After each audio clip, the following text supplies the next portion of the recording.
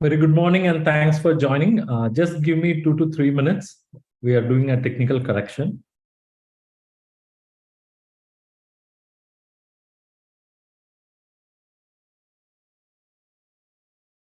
Hi, good morning. Just give me 2 to 3 minutes time. A small technical work is going on, and once that is done, we can get started. Very good morning and thanks for joining. Just give me 2 to 3 minutes.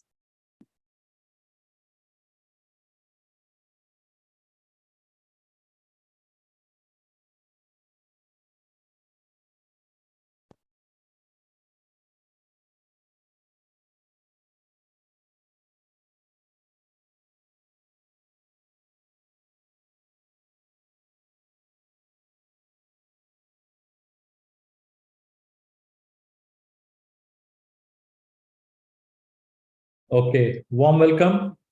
Warm welcome, Bharati Jain, Srinivasalu, Sanjay Kemal, warm welcome. And participants in YouTube, whether my audio and video is it clear, please let me know. Who are watching through YouTube, because now it is streaming like a private video, so I just want to confirm.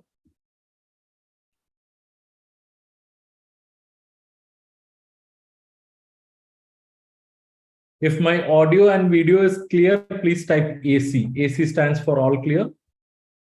Bharati Jain, Srinivasalu, Rohit Verma, Sanjay Kemal, warm welcome. If audio and video is clear, please type AC.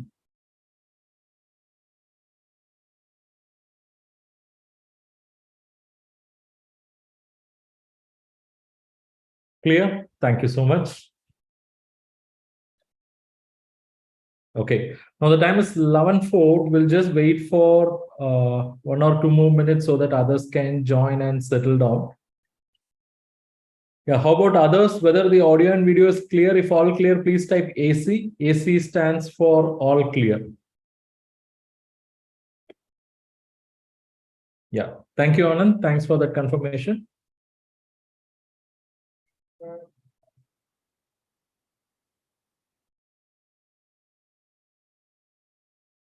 I'm just posting this in YouTube.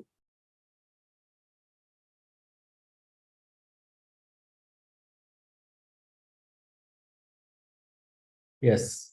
How many of you are attending our session for the first time? Warm welcome, Rajesh, Anand. We expect some more participants to join soon. So if any of you are attending our session for the first time, please type FT. FT stands for first time attendees, first time participants. If any of you are attending for the first time, please type FT. Okay, Srinivasalu Reddy attending for the first time. Srinivasalu, I think you subscribed to our WhatsApp bootcamp today, right? Okay, Anand, thank you. Rajesh attending for the first time. Bharati Jain attending for the first time. Sanjay first time. Okay, Srinivasalu joined our WhatsApp bootcamp. Thank you.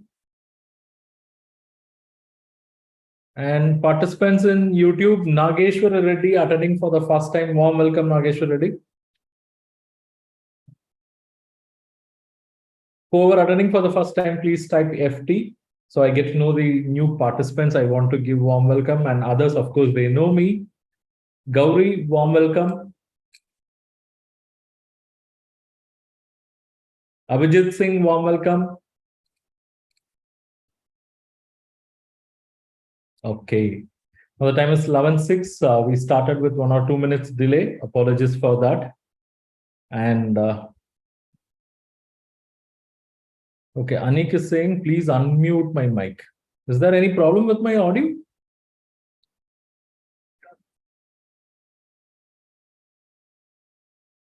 Anik Mida,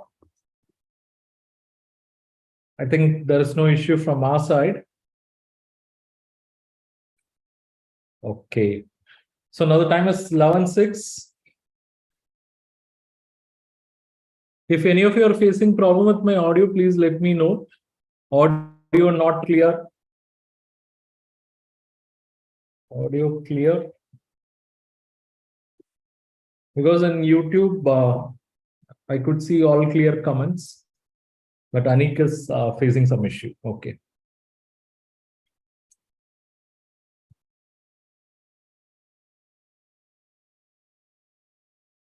Okay, audio is clear. Right. We started with a small delay. Apologies for that, and let's get started. And before that, I just want to share something. Today is my 38th birthday, so I'm stepping into another year. I'm expecting a lot of opportunities, challenges, and for all this, I need the support and blessings of Almighty and all students and followers, subscribers like you. So I take this opportunity to thank all of you for shaping me what I am now. Today, we have a students community of more than 250,000, and it's all because of the support from students, subscribers, followers like you. So I thank all of you for giving me this opportunity, for making me what I am today. And let's get started. Thank you, Rahul. Thank you, Anand. All of you, thank you so much. Let's get started. See, for delivering this webinar, I have created a video-based presentation. So I'll be using the video-based presentation for presenting the key contents, and we'll be having interaction points now and then. So you will see me like jumping from this attire to black, then again to this black. So don't get confused. It's because I'm going to make use of my video presentation as well. Okay. So is that clear for all of you? If all clear, please type AC and we'll get started. Just give me 15 seconds time so that I can come back with my presentation.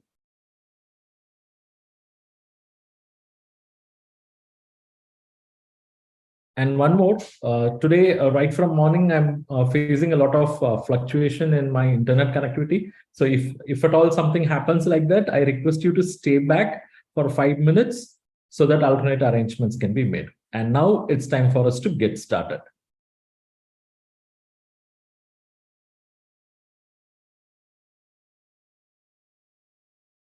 I'm happy to welcome all of you for this webinar on financial analysis, must skill for every banking executive. I also wish to title this webinar as how to analyze financial condition of business without going through years of mainstream finance education. We are now living in the world of online education. COVID lockdown has opened up the possibilities for online learning. In the past several months, you would have attended various webinars, various workshops, online programs. You would have attended your own organizational internal training. But despite all this, if you have registered for this webinar, if you are attending this webinar, it means you are seriously looking for some guidance, you are seriously looking for some learning resources. I can give you that assurance. That is, your next 60 plus minutes is going to be the valuable time. You will have lots and lots of takeaway in this next 60 plus minutes. What you require is guidance from right person. I can give you enough guidance. I can act as a resource person for you. That's the assurance from my side. Okay, so what is the objective of this program? What is my goal? My goal is basically to help out two types of executives, bank executives and finance executives. They should learn financial analysis. Bankers, they should learn financial analysis because when they sanction loan to a borrower, they do credit appraisal, credit analysis, and in that financial analysis is the core. So bank executives, especially credit analysts, credit managers, relationship manager, branch manager, credit risk creator, sales manager, they should have a good knowledge of credit and financial analysis. Similarly, finance executives, they should understand how banks are going to evaluate their business. They should understand what are the expectations of the lenders so that they can equip the financial position of their business as well. So that's my goal here. Twin objectives. One is to help bank executives. The other one is to help finance executives. So shall we begin? Are you ready? If you are ready, type start. If you are ready, type start.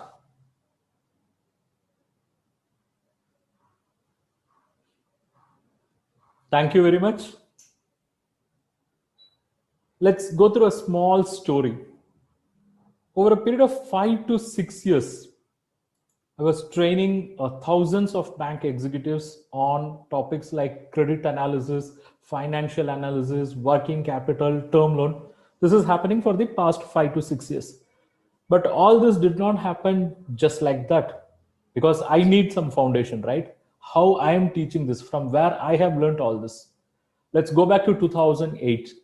In 2008, I joined SBI as credit analyst immediately after my chartered accountancy qualification. I used to say it's just one day before completing my CA program.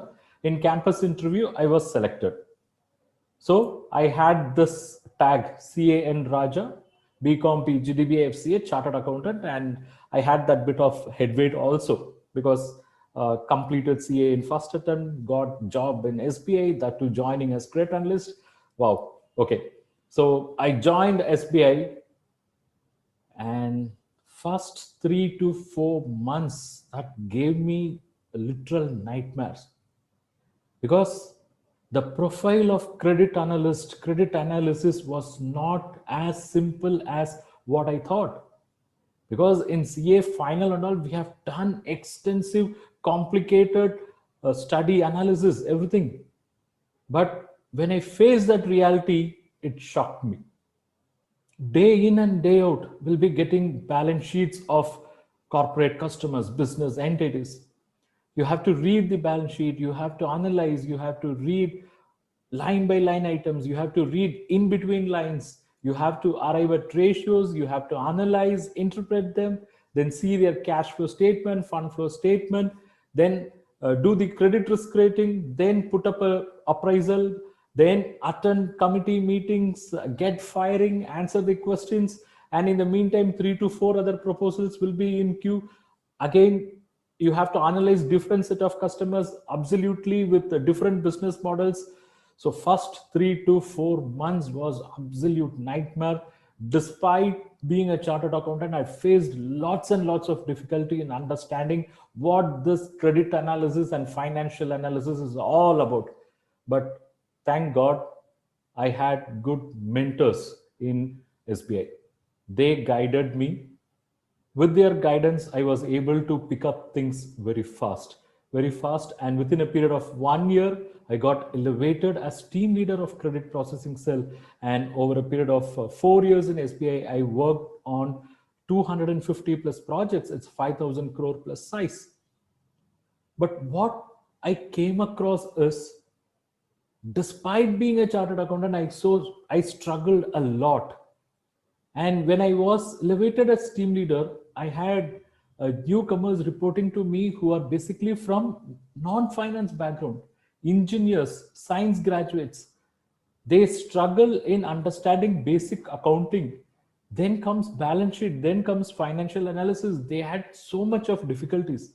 So at the time, they used to ask me to teach on basic things. So in the evening time, I used to teach them what is accounting, what is balance sheet, what are ratios, cash flows, fund flows. It started then. It started in 2008 onwards, I can say. And this journey continued for a period of 4 years. Then I came out, I got into CA practice. I had my practice for a period of 7.5 years with more focus on project funding, debt syndication. So again, what I witnessed is, whenever I go to bank, whenever I represent a client, the bankers on the other side were found to be on the weaker position, because client has good knowledge of his business, but bank executive, they are basically shifted from some other department and they have very little idea about what this financial analysis is all about, and many times they fumble. I've seen this. So I started training bankers on credit and financial analysis areas so that they can approach or they can face their customers very confidently. I started teaching through bank internal training programs. I also empaneled myself as trainer with a few banks. Then I explored technology. Thanks to technology, today I teach 2 lakh plus students, of which 1,91,000 plus students are from Udemy portal and 35,000 plus students are from my own portal, CA Raja Classes. Our YouTube channel crossed 1 lakh plus subscribers and my teaching journey was also featured in New Indian Express. So in this backdrop, I wish to ask you once again, are you really serious about learning financial analysis? Are you really serious about learning financial analysis? If yes, please type this. ISAFA. I am serious about financial analysis. Just type ISAFA. I'll keep asking you to type out some small things like this. It's basically to ensure we are connected. For me, it happens now and then. Without any notice, my internet connection will go. Okay, so that can happen even today also. So if at all that happens, I would request you to stay back for another 5 to 10 minutes. In the meantime, I can make some other alternate arrangements. Okay, so if you are serious about learning financial analysis today, type ISAFA. Let's get started with today's presentation. Financial analysis must skill for every banking executive. As a bank executive, why you have to understand financial analysis? Remember one thing, what is the core business of banking? The core business is lending. And how bank takes that decision? They take that lending decision by carrying out something known as credit analysis, and in that financial analysis plays a very significant role. So if you want to rise up in your organizational hierarchy in bank, you should know what is the core business of banking, and you should be in a position to take that decision as well. So for that, you have to understand the elements, the factors related to that, and in that financial analysis is very important. Financial analysis of whom? Financial analysis of borrowers. Because when they come to the bank approach for a loan, the bank should be in a position to evaluate the customer, then take a decision, and they can do that partly by carrying out financial analysis. And when I say financial analysis, it is analyzing their financial statements, the audited or the past financials, and also their estimated projected financials. And for carrying out that analysis, we are going to use 3 critical tools. One is financial ratio analysis, 2 is cash flow analysis, and 3 is fund flow analysis. Let's get started with financial ratio analysis. I'm going to take you through an example. Let's say there is company A and company B. Company A has reported a profit of 10 crore and company B has reported a profit of 5 crore. If I ask you which company had performed well at this point, what will be your answer? It's a simple question. It's like taking a baby step. Some of you may even feel information is inadequate or limited to take a decision. But let's say this is the only available information and you are literally forced to take a decision. In that case, what will be your answer? Is it company A or company B? That whatever answer that comes to your mind, please type. You need not get into a deeper analysis because that will do in later stage. Now you just have to say whether it is company A or company B. Just type out your answer, company A or company B. Okay, I could see Rajesh is saying it's company A. What about others? Anand is saying company A. See, one thing, let me tell you, you need not get into any deeper analysis because just assume this is your baby step in financial analysis. You know nothing about financial analysis. I'm just supplying, or I've just given you raw information and asking you to come out with some answer. Okay. Yeah. I could see Bharati Jain is saying it's company A. Madan Mohan is saying it's company A. What about the participants in YouTube? Come on. Rohit Verma is saying it's company A. So far, the answers what I've received are only in favor of company A. Yeah, Gauri is saying it's company A. Participants in YouTube, please give your answers. Which company? Abhijit, okay. Abhijit is of opinion. He can't say anything now. I agree. Okay. And the rest of the answers are in favor of company A. So I'm going to make a conclusion. The majority of the participants are favoring company A, and I received one response where the participant is not in a position to take a decision. Okay, fair enough. And this is only a basic stepping stone for us to get into financial analysis because we cannot come to a conclusion with this information. So what does that mean? It means we need some additional information. Let's see.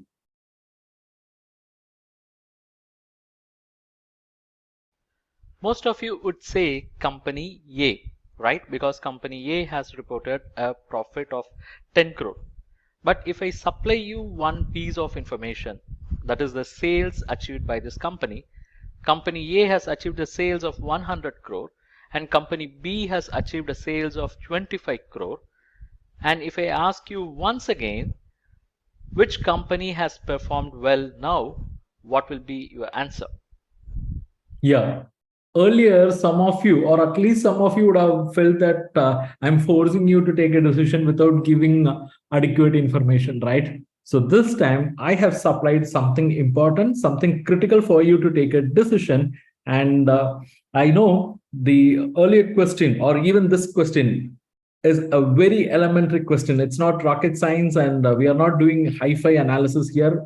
But what you have to understand is we are just taking a baby step, and you are going to see the kind of impact financial analysis can have on your decision. That's what I'm trying to bring out here. So now please give your answers, because you got some additional information to do some analysis, And yes, I could see Rajesh is saying it's company B, Anand is saying B, Madan Mohan is saying B, Abhijit is saying B, Srinivasalu is saying B, and this side Anil Kumar is saying B. Nageshwar Reddy is saying B. I think it's a drastic shift. Gauri is saying B, Bharti Jain is saying B. It's a drastic shift. Come on, you see, because earlier all of you were in favor of A, and now 100% is in favor of B. What happened? See, earlier you took a decision based on raw data. That's why majority selected A. But when I supplied you that additional piece of information, that critical information, that logical information which you can relate with, I believe you did that analysis, and I believe you did that meaningful analysis, and I believe you have taken a quality decision. How many of you believe that you have taken an informed decision now? Because earlier you just took decision because of compulsion, but now you have analyzed and you have taken an informed decision. If you believe you have taken an informed decision, please type yes. Please type yes. And even now, there are many other factors we have to look into. We cannot come to a final conclusion just by comparing the sales and profits.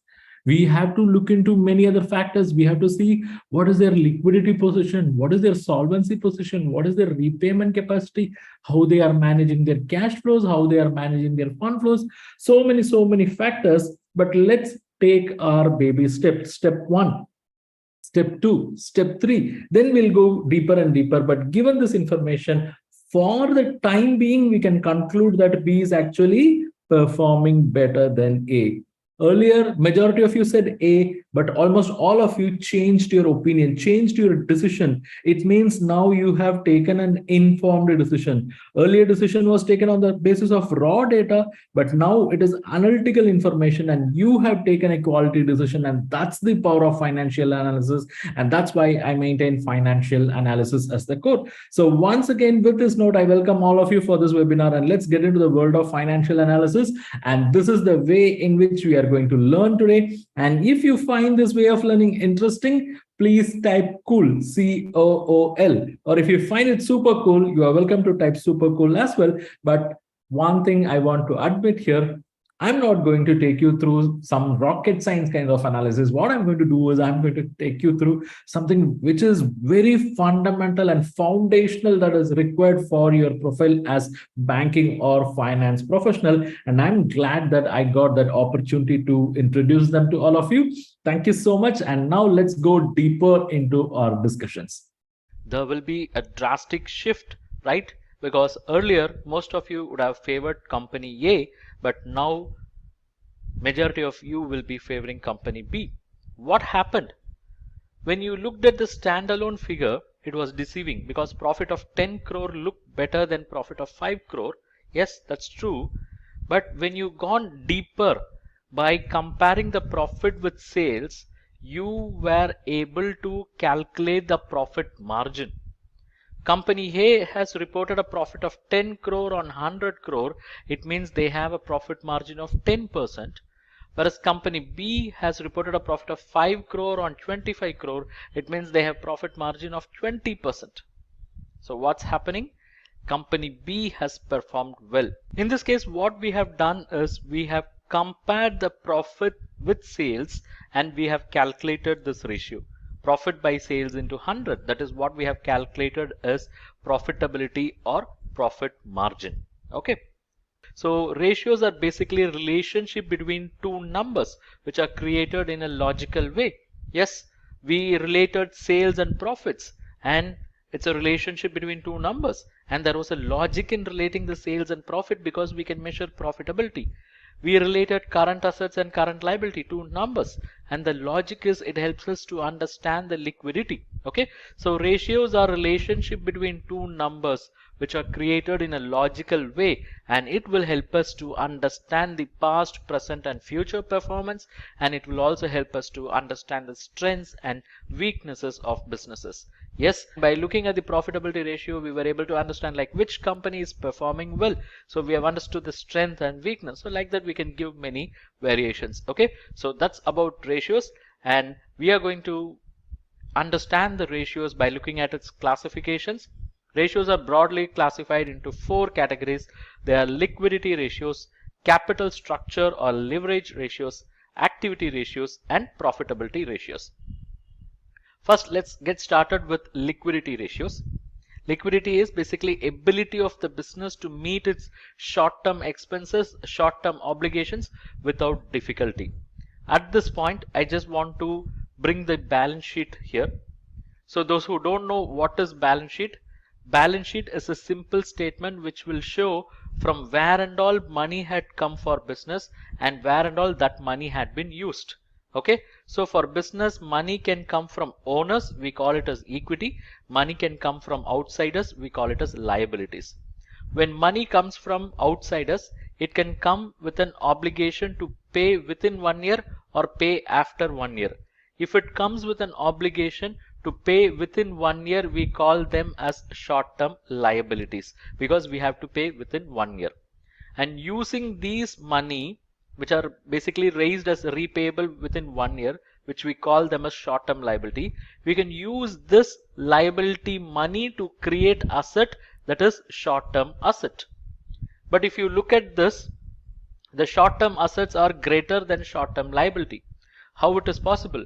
Because the short-term what is raised in yellow box is smaller, but short-term assets are larger.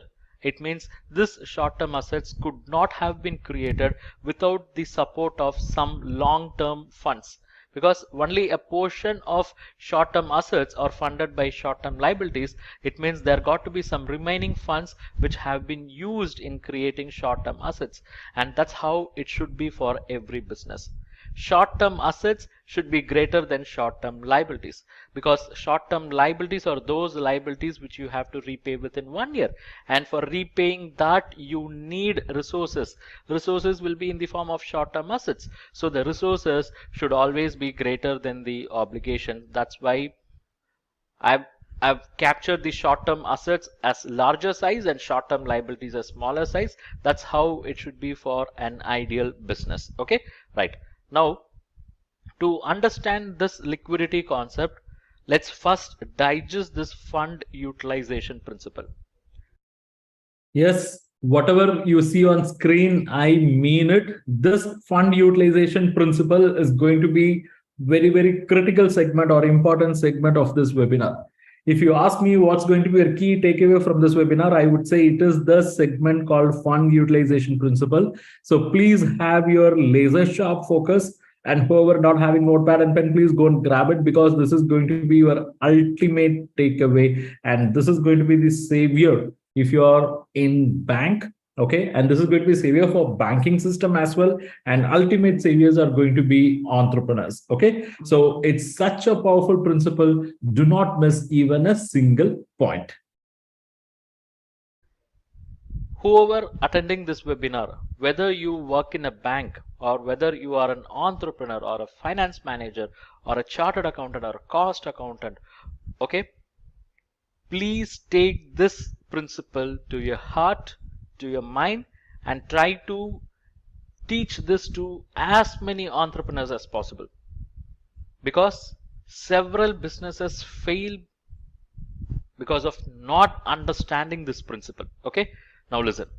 I said money for business can be raised from the owners, we call it as equity. It can be raised from outsiders, we call it as liabilities.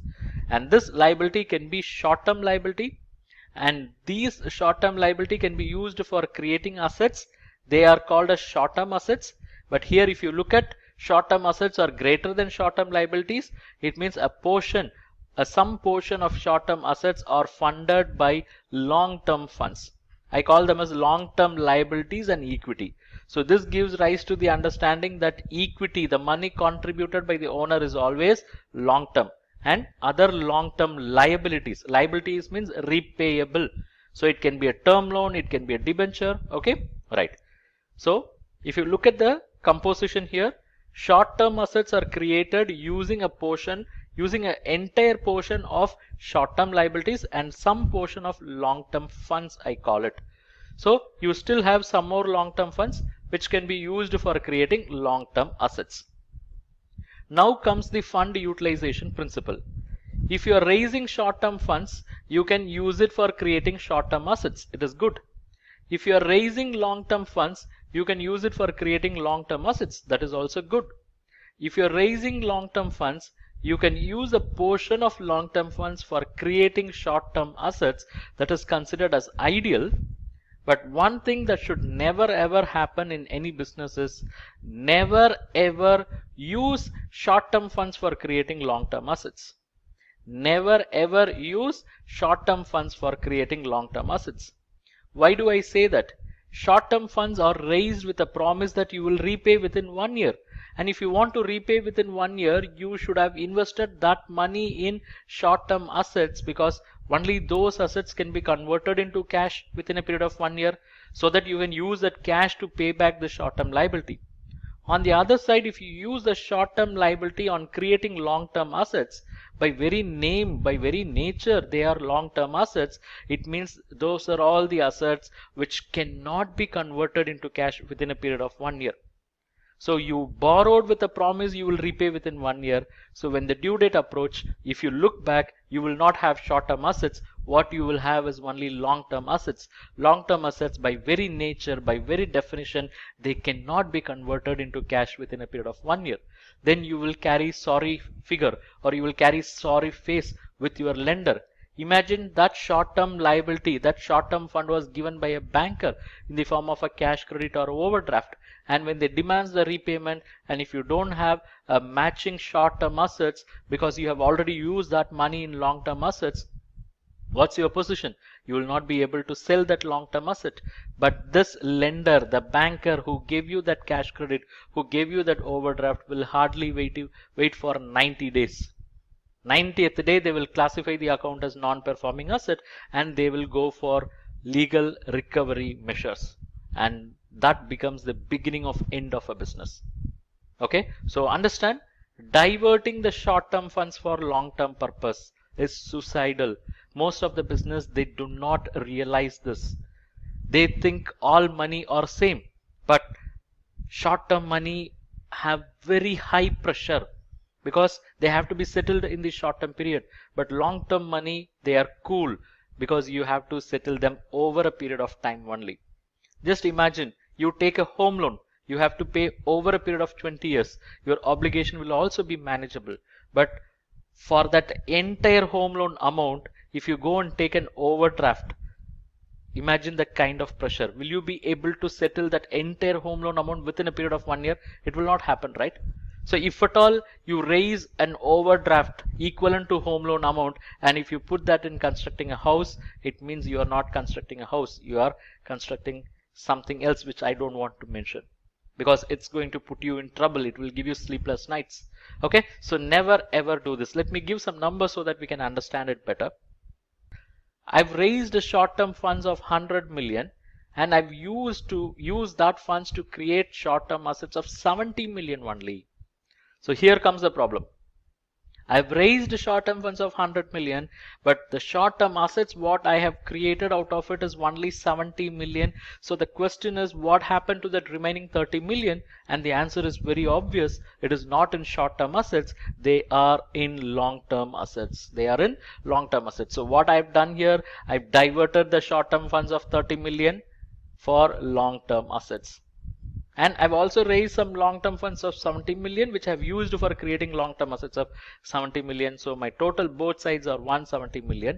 But here what happened is I've raised 100 million, of which I have spent only 70 million for short-term purpose, then I did that blunder, unpardonable mistake of diverting the short-term funds for long-term purpose, 30 million. This is going to put this business in serious trouble, because the lender, whoever have given that 30 million, they will come and ask for the payment within period of 1 year, and for paying them I don't have short-term assets, because the existing short-term assets is only 70 million. For that there is a corresponding obligation of 70 million, whereas for the remaining obligation of 30 million I don't have short-term assets. What I have is only long-term assets. Long-term assets I cannot sell just like that. It will take its own time, and those lenders will not wait till I settle my long-term assets or till I sell my long-term assets. Okay, that's where the problem starts, because bankers are permitted to wait only for 90 days. Then they have to go for legal enforcement. If it is a supplier's money, probably he'll give you 2 or 3 calls, then he'll go for legal enforcement. That's where the problem starts. Okay. So here there is a diversion of 30 million, and this 70 million they have used for a long-term purpose only. That's okay, but the blunder, the mistake, the sin what was committed here is diversion of 30 million short-term funds for long-term purpose. Okay. Yes, it is this principle. It is this principle which was not taught to entrepreneurs or not understood by entrepreneurs, and because of that, several business lands into trouble. Business runs into trouble because entrepreneurs were not taught about this. They are not cautioned about this. Had this principle been instilled on their minds that committing this is a mistake, this will put them in trouble, we could have saved several thousands of businesses. But by the time entrepreneurs realize that they have committed this mistake, they'll be in deep trap. Then they try to come out of it, but chances of coming out of it is very, very remote unless and until they line up some long-term funds to come out of this. See how powerful the principle is, but people, they ignore, and because of that, businesses suffer. And if it is not addressed, it could even affect the banking system. So in my opinion, it's a powerful principle, and I have a question for you. How do you find this principle? Do you find this principle useful? If you find this principle useful, please type useful, or if you find this principle super powerful, please type super powerful, because it's such a powerful principle but not given that due weightage.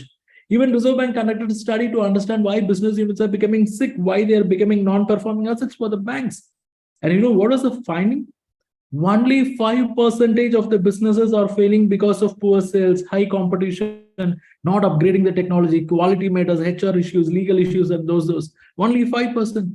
It means remaining 95% of the businesses have failed only because of the single reason called diversion of short-term funds for long-term purpose. So understand this principle. And if you find this principle useful, if you find this principle powerful, I have a request to place and you have to act on it. So if you're permitting me, please type yes so that I can place my request and you can act on the request. And it's a very simple request, but you can act on it easily. Okay. So if you're permitting me, please type yes so that I can place my request. I need your support. Please type yes so that I can place my request. Yeah, I got the permission, and thank you so much. The request is, please take this message forward. Meaning, please teach this principle. Please teach this principle to the entrepreneurs you know. Please teach this principle to your friends and colleagues who are working in banking and finance. Okay, take the 2 or 3 minutes just to teach them, and take it from me. It will create a wave kind of impact. It can safeguard several businesses, not only businesses, it's a dependence like employees, bankers, and various stakeholders. So my question to all of you is, will you teach? Are you ready to teach? If yes, can you all just type I will teach? Just type I will teach, or simply type IWT. It means you are ready to take on this message to outside world and illuminate them, educate them. It can safeguard the business, not only business, it's a dependence, employees, stakeholders, everyone. And this principle is something which is not only applicable for business, it is also equally applicable for our own personal finance. So the message is very simple, subtle, clear. Never ever divert short-term funds for long-term purpose. I repeat, never ever divert short-term funds for long-term purpose. With this understanding, let's get into liquidity ratios. Liquidity ratios are broadly classified into 4 ratios, and in this webinar we are going to focus on the first one that's very important, that is current ratio. So current ratio scenario should look like this, because we know how to calculate current ratio, which is current asset by current liability. Okay, but current ratio scenario should be like this, that is current assets should be greater than current liabilities, and we calculate the current ratio like this, current asset by current liability. If current assets are greater than current liability, it means the resources are greater than obligations. Okay, let me take you through 3 scenarios.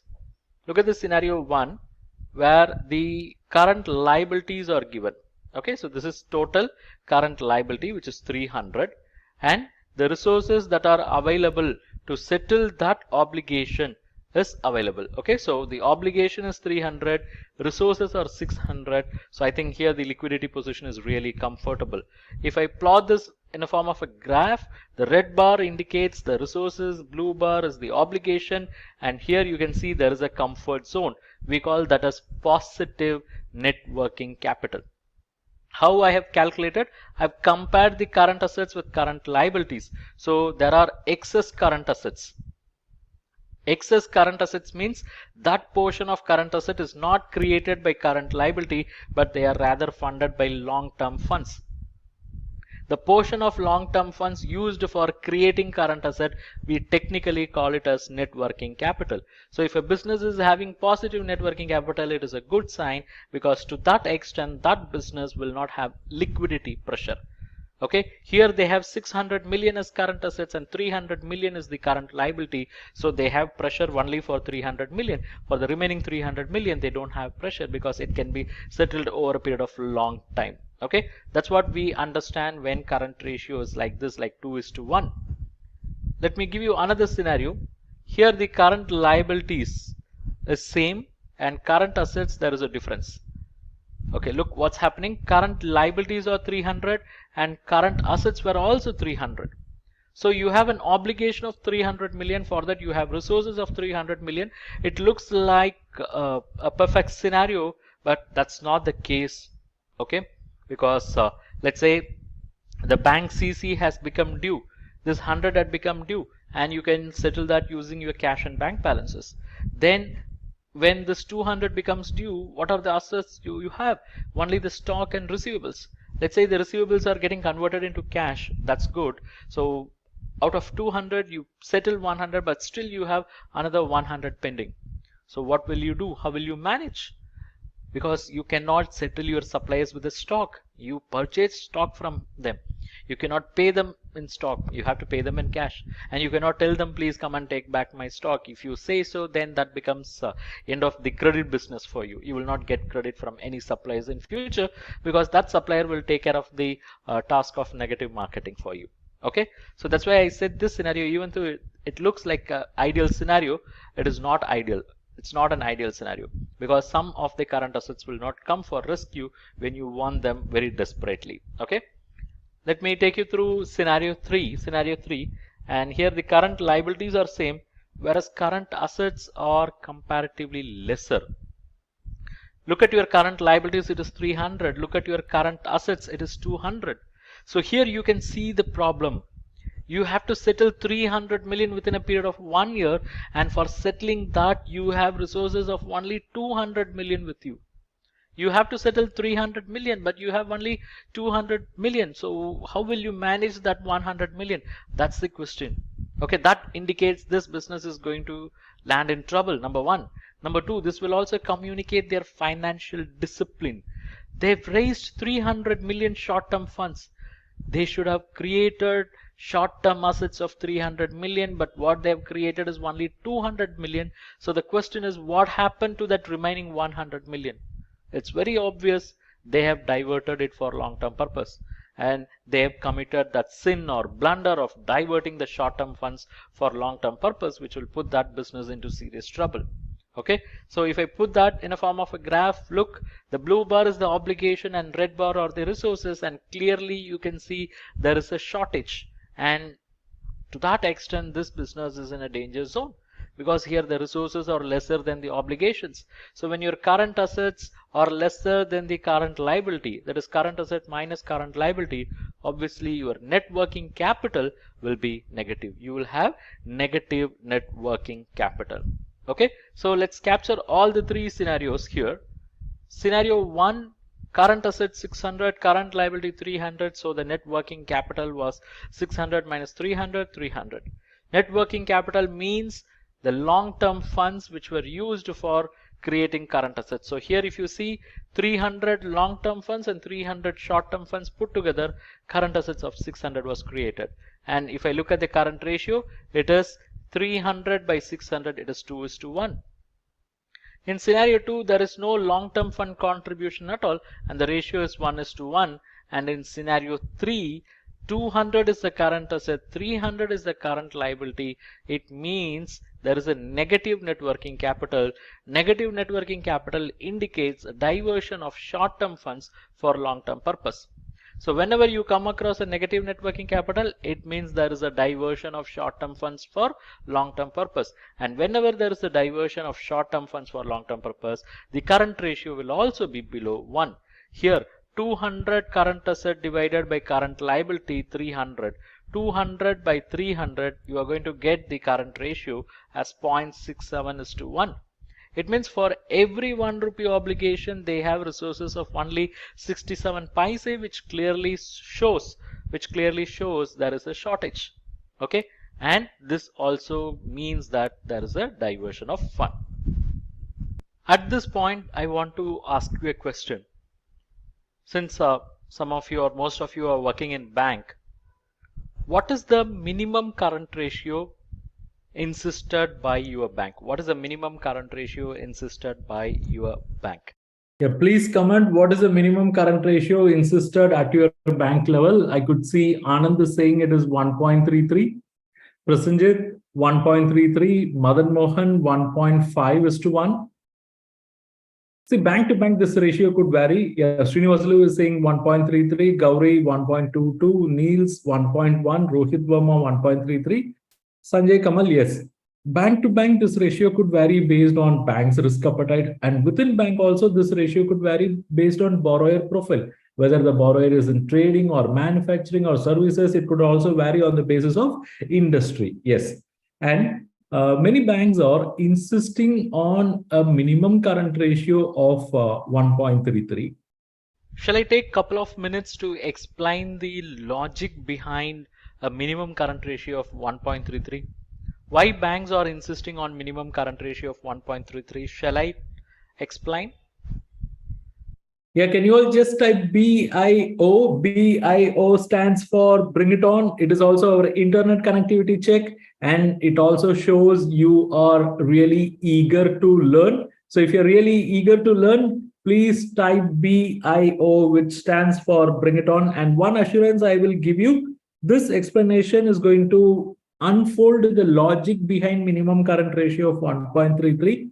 Not only 1.33, even if it is 1.1, 1.5 or 2:1, whatever is the ratio, you will get that logic with this explanation. So who are working on current ratio, if you didn't know the logic all these days, now it's going to be unfolded, and it is not rocket science. And this explanation will beautify your understanding, and it is possible you may even fall in love with financial analysis, because that's how it started for me. So let's see that. Let's see that.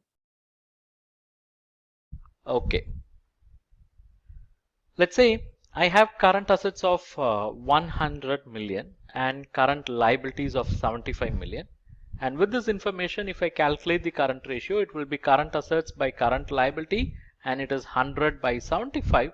So it is 1.33. 100 by 75, and it is 1.33. So what I can infer is, when my current ratio is 1.33, it means 75% of the current assets are funded by current liabilities. And what is even more important is the remaining 25% of the current assets, that is current asset minus current liability, the remaining 25% of the current assets are funded by long-term funds. Funded by long-term funds, we technically call them as net working capital. So when the current ratio is 1.33, we can safely conclude that 25% of the current assets are funded by long-term funds. It means there is a 25% long-term fund contribution for creating current assets, and that's what most of the banks stipulate as margin for working capital. For example, if you go and check the sanction letter issued by most of the banks, they would have stipulated 25% margin for working capital credit facilities. Even if you look at the Tandon Committee recommendation for arriving at working capital, they said that 25% of the current assets have to be funded by margin, and it is only the remaining 75% banks can explore funding. Okay, it means there should be a 25% contribution of long-term funds for creating current assets, and that is verified or that is checked through current ratio. If current ratio is 1.33, then there is 25% contribution. If it is greater than 1.33, then there is greater than 25% contribution, and if it is less than 1.33, then there is less than 25% contribution, and that's the reason most of the banks insist on current ratio of 1.33. Okay. Yes, this is the logic behind minimum current ratio of 1.33. So how many of you find this as bulb on moment? Bulb on moment means it's something which has opened up the logic for you. If it is a bulb on moment, simply type bulb on or type bulb on or simply type BO. I see that is the value you are deriving from the webinar, and I see that is the certificate of appreciation which you are giving for my teaching skills. So if it is a bulb on moment for you, please type bulb on or simply type BO. I will see each and everyone's comment because I see that is the value you are deriving from this webinar. I could see Prashant Sharma is deriving value, Madan is getting value, Rohit is getting value, Prasanjit, Bharti Jain, Gauri, Srinivaslu, Prashant Sharma. Great, great. I'm happy that you are deriving value. And so far, we talked about profitability analysis on a lighter note. Then we talked about fund utilization principle, and we got little deeper into liquidity analysis where we took current ratio analysis. And do I have your permission to continue the discussion for another 15 to 20 minutes? If you're permitting me, please type yes. Please type yes. Do I have your permission to continue the session for another 15 to 20 minutes? Yes, thank you so much. And now I'm going to take you through something very important, a very critical ratio which banks and financial institutions will be using for measuring the repayment capacity of the borrowers when they approach them for, say, a long-term loan. Okay. And can you guess what that ratio is? Can you guess what that ratio is? If you can make a guess, please type. If you can make a guess, what ratio will be used by banks and financial institutions to measure the repayment capacity when they approach for project financing? Yes, I could see Anand, Srinivaslu, Madan Mohan have come out with the answers, and I'm going to take you through that for next 10 to 15 minutes. And I will ensure that you will get even a bigger or a brighter bulb on when compared with current ratio. Okay, so let's see. Just give me 10 seconds time.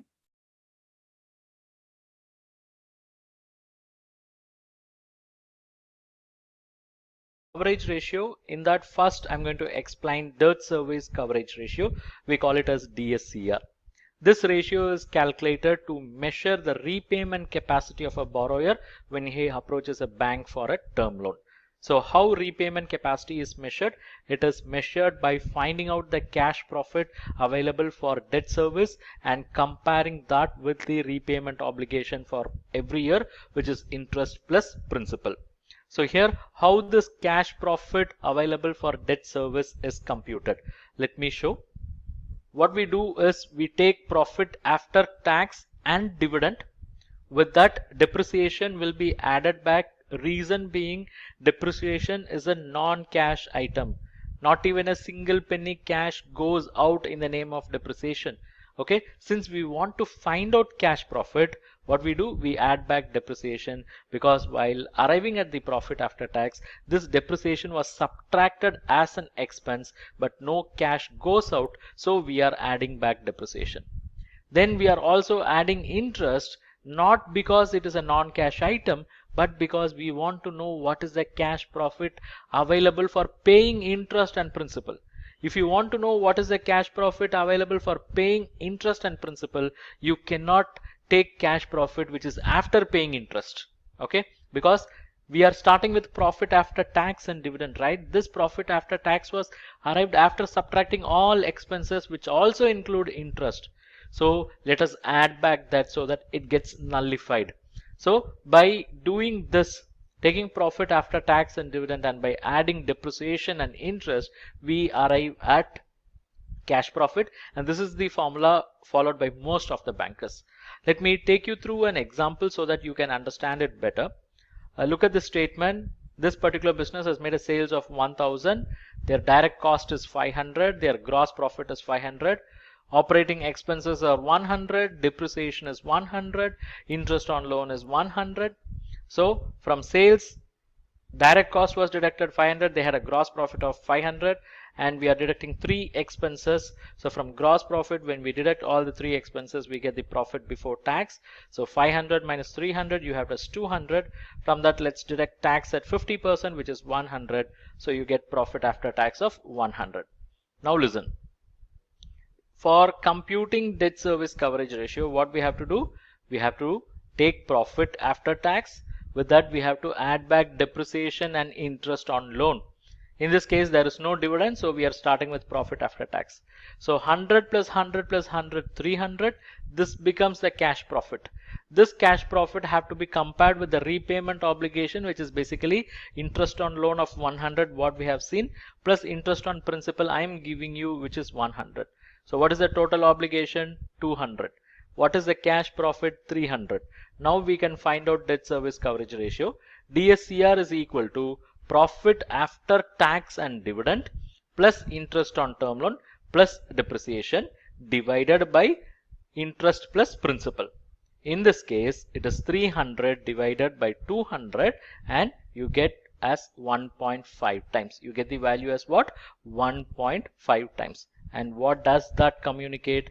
For every 1 rupee loan obligation, which is interest plus principal, this business is having a cash profit of 1 rupee 50 paise.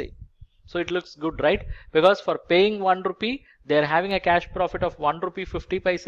It means from 1 rupee 50 paise, 1 rupee can be paid off. Still 50 paise is available with that business. They can use that 50 paise for supporting their working capital requirements. Okay, right. Now I want to ask you a question. What is the minimum DSCR insisted by most of the banks?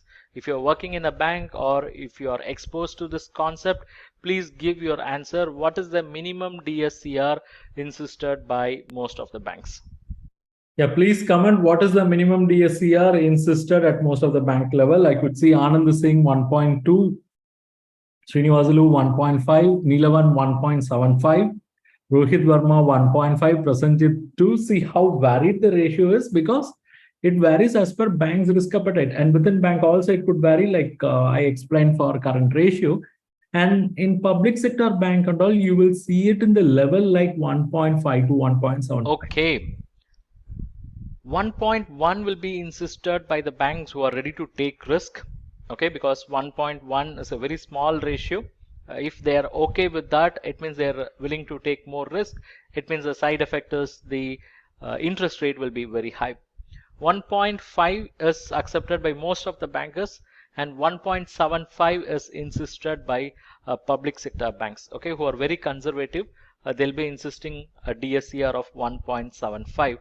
Now, let me take a couple of minutes to explain the DSCR rationale, why some banks are insisting on 1.75 times, or say for that matter even 1.5 times.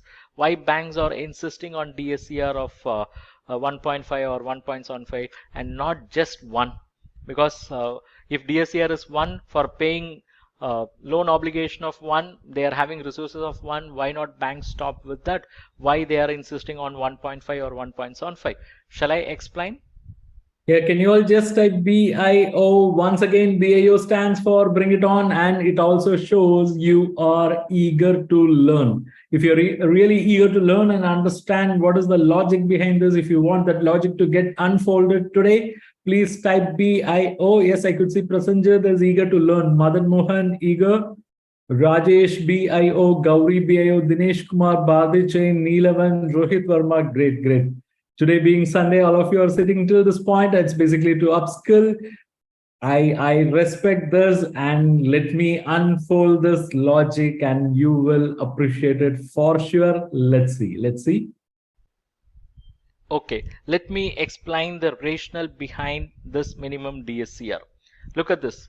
If DSCR is 1.75:1, it means for every 1 rupee obligation, there is a cash profit of 1 rupee 75 paise. So from 1 rupee 75 paise, 1 rupee can be paid, and what is left with the business is this 75 paise. This 75 paise is the profit after tax, after dividend, after paying interest, and after paying principal also. So it basically goes as retained profit, and this retained profit will go to a head called reserves and surplus in balance sheet under the head equity. And equity along with other long-term liabilities will become long-term funds, and that long-term funds can be used for supporting working capital margin. If this does not make sense for you, worry not. Look at this. Your statement of profit and loss only communicates what is profit. From that we calculate cash profit. Then we compare that with the obligation and we arrive at DSCR. And if DSCR is 1.75, it means out of 1.75, 1 can be paid, 0.75 can be retained in the business. And I told you that this retained profit will go to balance sheet under the head reserves and surplus. So now this reserves and surplus along with capital will be called as equity, and this equity along with the long-term liabilities will be called as long-term funds. These long-term funds can be considered or can be used for creating long-term assets. I repeat, these long-term liabilities can be used for creating long-term assets. But if you look at the proportion, look, you have so much of long-term funds, but only a portion of long-term funds has been used for creating long-term assets. It means there is some surplus. So what's going to happen here? This business is also raising some short-term funds. It is creating short-term assets. The short-term assets are more than the short-term funds. How it was made possible? Because short-term funds are very small, but short-term assets are much bigger than that. It was made possible because the remaining surplus of long-term funds, the remaining surplus of long-term funds has been utilized for creating this short-term assets. Now try to link with our fund utilization principle. We said a portion of current asset should be funded by short-term funds and another portion should be funded by long-term funds. Because I said I marked it as ideal. Utilizing the long-term funds for creating short-term assets is ideal because that is going to relieve the business from liquidity pressure. So if a business is having a DSCR of 1.75, that 0.75 gets retained in the business. It gets retained. It becomes part of long-term funds. So that long-term funds, after being utilized for creating long-term assets, there will be some surplus.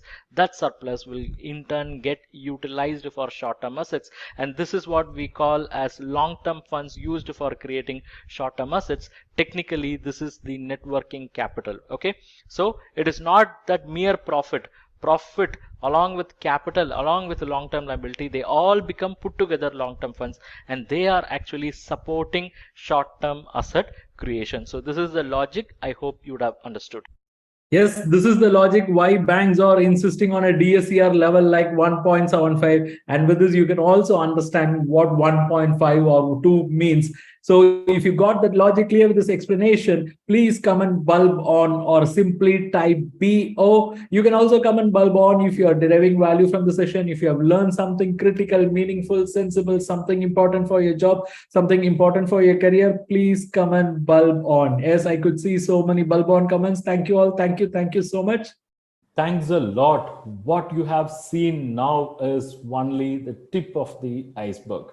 What you have seen now is only the tip of the iceberg. But the best part is you have understood whatever I have explained so far. Thank you very much. The reason why I say it's a tip of the iceberg is because in reality, when you do the credit appraisal, when you do the financial analysis, you have to read balance sheet line by line. You should focus or put your attention on every item in balance sheet. You have to analyze various set of financial ratios. There will be liquidity, solvency, profitability, return on investment ratios, various set of ratios. Then you have to study the cash flow statements in depth. You have to focus on item by item items. You should see where they generated money, where they have used, how they have used. Then you should also study their fund flow statement in depth, and again in between the lines, to identify whether any fund diversion have taken place. Then you should develop special skill for assessing the working capital requirement of the borrower. Here you got to empathize with the borrower, but at the same time you should also protect the bank's interest. Next, you should be able to put up a comprehensive loan proposal if a borrower comes for a term loan for putting up a project, because this requires viability study. You have to look into their repayment capacity, DSCR, FOIR, break-even, sensitivity, and so on. Next, you should also be able to work seamlessly on CMA report, the basic Excel document which captures the past financial data as well as the current estimate and projection, and from this only all kind of analysis will happen. Next, you should be able to arrive at credit risk rating for the borrower. You should be able to come across different types of business entities, business models profile, and you should also be able to understand the forex impact on import-export transactions. So what all this means? All this means you got to learn more, right? So how many of you are really ready to learn more? Because once again, I reiterate, what I have showed you today is only tip of the iceberg. So how many of you are interested in learning more? If you are really interested in learning more, if you want to take this journey to the next level, if you want to improve your skills that is required for your job, and that's the fundamental for your banking career, then type ILM.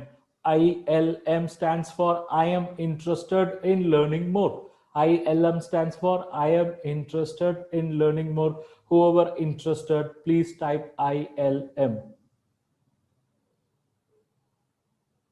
Thank you very much. Can I have your permission to introduce the courses which I have published for bankers, which will solve all the problems we discussed?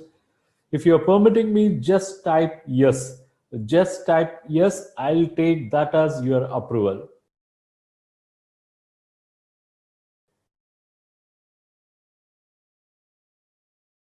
Financial and Credit Analysis Mastery Bundle. It's a bundle of course I have created for financial and credit analysis purposes.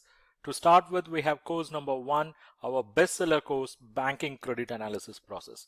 By taking this course, you will get a complete picture of banking credit analysis process, starting with credit analysis, financial analysis, ratios, cash flows, fund flows, working capital, term loan, and so on.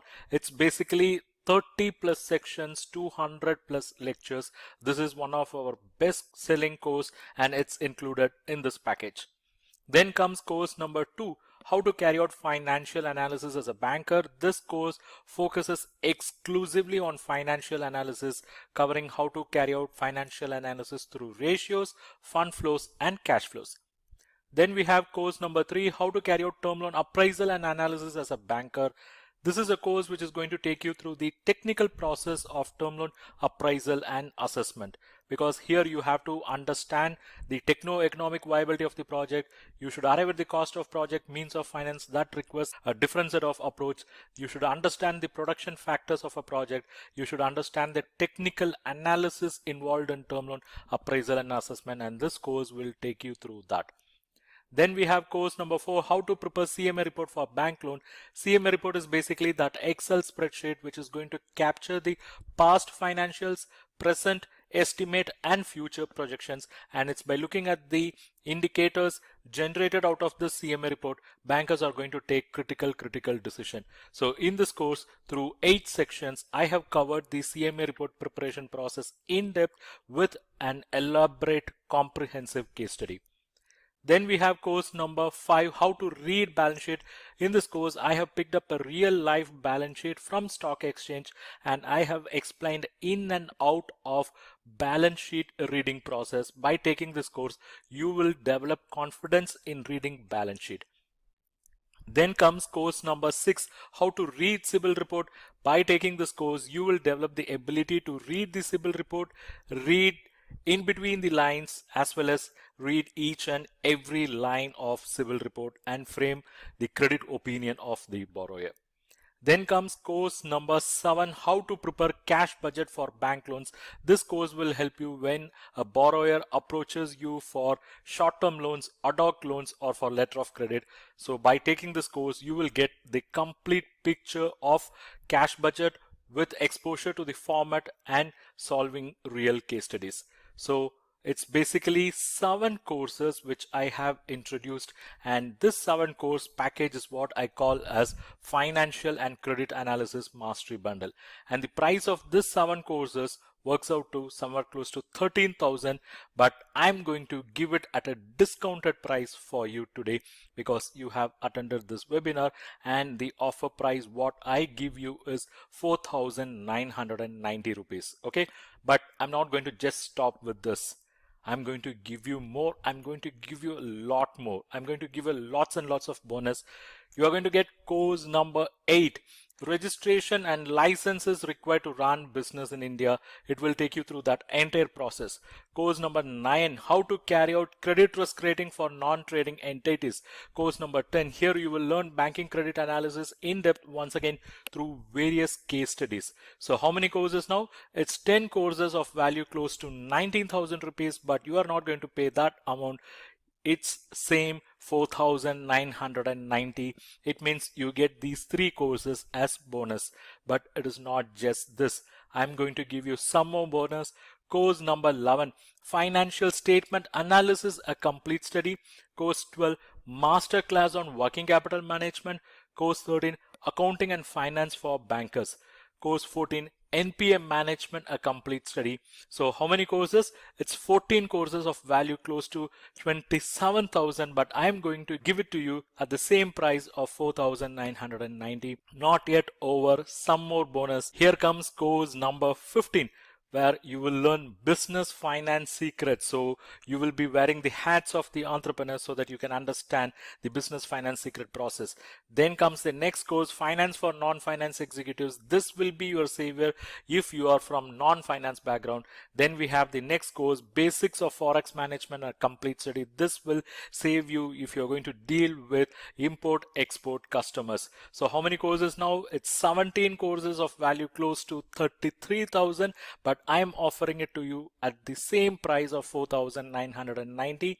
Not yet over, some more bonus. Here comes course number 18 for you, which is legal and regulatory aspects of banking, part 1 and part 2. And I'm also going to give you a course on accounting basics in 66 minutes and a course on fair practices code on lenders liability. So how many courses now? It's 21 courses of value close to 37,000, but I'm going to give it to you at the same price of 4,990. It means you get all these free, you get all these as bonus. But bonus not yet over, some more. You have the next course, that is basic elements related to bank loan proposal. This course will teach you how to write bank loan proposal. Then there is a course on credit policy, products, delivery, appraisal, risk and rating. Then you get access to the course called export finance, priority sector lending and retail loan. And you also get access to the course collateral securities, a comprehensive study. So how many courses? It's basically 25 courses, of which the 7 courses are main courses, and I'm giving you bonus. All the remaining courses comes to you as bonus because you have attended this webinar. So what is the overall value? The overall value is close to 45,000 of 25 courses. It's 3,200 plus lectures. You are going to get lifetime access to all these pre-recorded courses. You can access them in your mobile app, in desktop, and the price is close to 45,000, but you are going to get it for same 4,990, and it is not yet over, something more. I'm going to give you access to ebooks. ebooks on current ratio, debt equity ratio, cash flow statement, capital structuring, financial break even, capital budgeting. So it's basically 12 ebooks you are going to get access, and I'm also going to give you access to certain e-resources. You will get access to project report template, CMA template. You will also get access to a template which you can use for planning your child's future education, and you will also get audiobook on types of financing. You will also get access to test series related to analysis of financial statements, working capital requirements, and ratio analysis. And something more, you will also get access to career guidance material which is related to professional courses for banking executives, and a material on all about certified credit professional. So it's basically 25 courses of value close to 45,000, 3,200 plus lectures, 20 ebooks and resources of value close to 2,000 rupees. You get lifetime access for this pre-recorded courses and e-resources. You can access them in mobile app, desktop, laptop. Its value is close to 47,000, but you are going to get it today for 4,990 only. This is a one-time opportunity for you. Make use of this opportunity. Enroll now. So thanks for this opportunity. I'm going to share the link. Please check your chat section. Whoever watching this in Zoom, check your chat section. Whoever watching this in YouTube, check the chat section as well as description below. I'm placing the link now, and this link is valid only for next 20 minutes. So if you want to continue your learning journey, if you want to take it to the next level, if you want to make best use of this opportunity, your time is on now. It's going to be next 20 minutes. I'll stay back, and whoever enrolls now, I'll be calling out each and every participant's name. I'll be giving my live acknowledgement and assurance. I want to ensure this entire process happens transparently. So if you believe that this webinar has added value for you, and if you want to continue your learning journey, now the ball is in your court. Please click on the link. It will take you to the course. If you already have a student account in CA Raja classes, directly you can enroll. Otherwise, it will prompt you to open up a student account, and then you can complete the enrollment registration process. Let me also share some of the feedback given by our earlier students. Just have a look at it.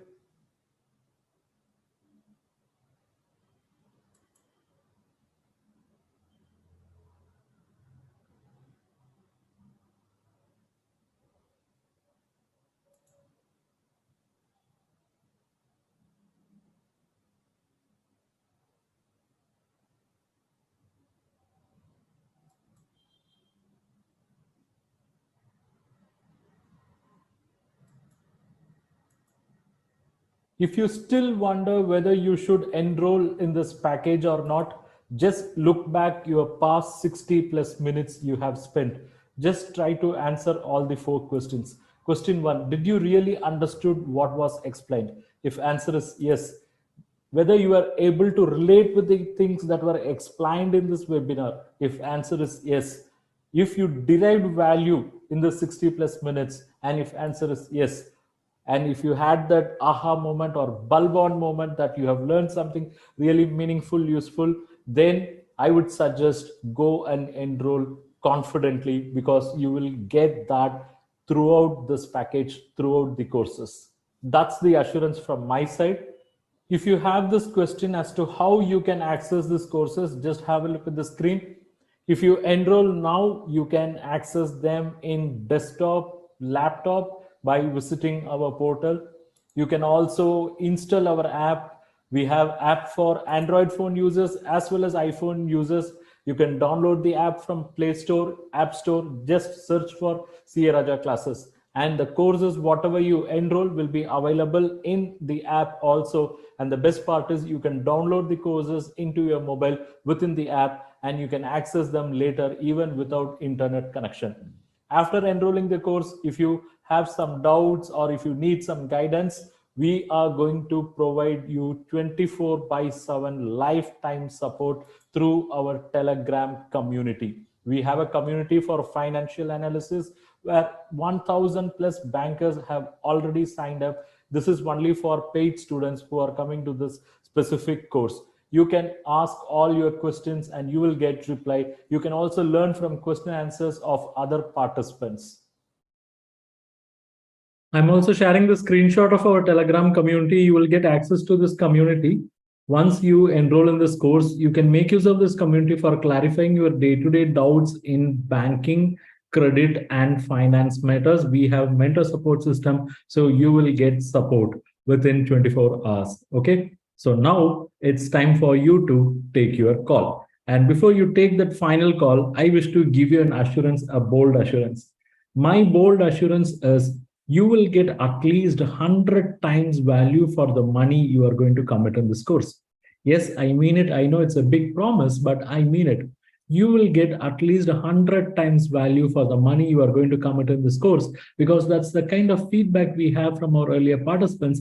That's the kind of upskilling happened earlier for our students. Many of them have come back to us saying that they got their promotions, they cleared their credit examinations, they are able to perform their credit related job with utmost confidence. So it's because of such a feedback. It's because of such a feedback we are giving you this highest level of assurance. So whoever going to make use of this opportunity and enroll now, please comment IME. IME stands for I am enrolling. I'll stay back for next 15 minutes. And whoever completes their enrollment now, I'll be giving my live acknowledgement and I'll be giving my live assurance once again. So whoever want to continue this journey, whoever wants to take it to the next level, because what we have seen today is only the tip of the iceberg. And in credit and financial analysis, we have several areas to learn and master, and that's what offered as part of this package. So whoever going to make use of this and enroll and continue your learning journey, please type IME, which stands for I am enrolling. I'll stay back for next 10 to 15 minutes and I'll give my acknowledgement once you complete the registration process. And if you still carry this dilemma, whether you should learn, whether you should spend time on learning, first of all, I want you to have this realization at first. See, many of us have undergone, or all of us have undergone schooling and college system of education. We have spent several years and hours of studies on learning things which are not really required for our day-to-day job or even for professional life and many in personal life as well. We studied many generic things and there were very little possibility that we can apply all those in our personal and professional life. But once we get into the job, and if we want to really progress and succeed and achieve highest level in the job or profession or business, what is important is we have to learn what is required for that job, what is required for that profession. Okay. So what you should do, you should learn what is required. So if you are someone in banking and finance, then for you, what has been offered in this package is something considered as core critical or critical core set of skills. Okay. So if you are in banking and finance, I can tell you once again, this is the core skill required and you should achieve this. You should acquire the skill if you want to really progress. Okay. Because it is going to set a solid foundation for you. So go ahead and enroll confidently. And Neelavan, if you have already subscribed to this course, then you can leave it. Or you can upgrade to our banking premium membership. You can upgrade to our banking premium membership. I'll share my WhatsApp number. You can just drop a WhatsApp message. I can give you the update.